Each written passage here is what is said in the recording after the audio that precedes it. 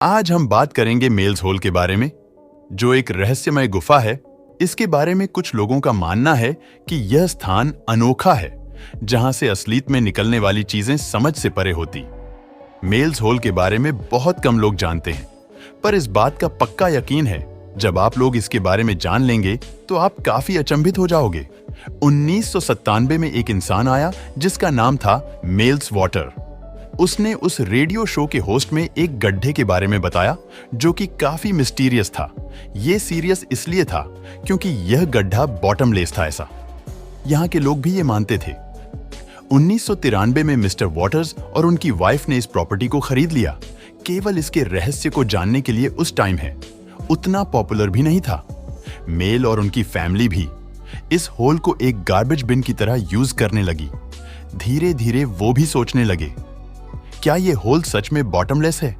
क्या इस होल का कोई अंत नहीं है? मिस्टर वाटर्स ने जो पहला काम किया वो ये कि उन्होंने एक फिशिंग रोप को इसके अंदर डाला और डाल के रोप को अनवायर्ड करते गए और इससे कोई फर्क नहीं पड़ता था। वो कितना लंबा तार छोड़ देते थे, पर अंत कभी आता ही नहीं था।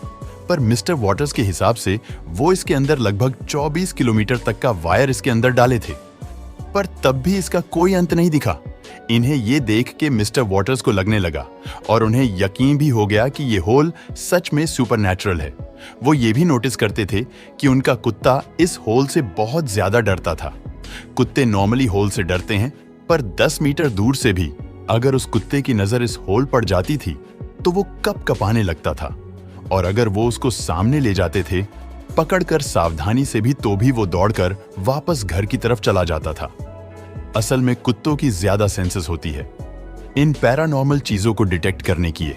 सब देखकर मेल उस होल के आसपास लोगों से पूछने लगे कि जो प्रॉपर्टी मैंने लिया है उसमें एक होल है, पर उससे एक अजीब एनर्जी महसूस होती है। क्या आप उसके बारे में कुछ जानते हो? लोगों ने तो बहुत ही ज्यादा डिस्टर्बिंग स्टोरीज बताया। एक इंसान ने तो ये कहा कि मेरा कुत्ता मर गया था और मैं उसके लाश को इसी होल के अंदर डाल दिया, पर एक दिन बाद वही कुत्ता एक रहस्यमयी तरीके से मेरे घर के पास दिखा।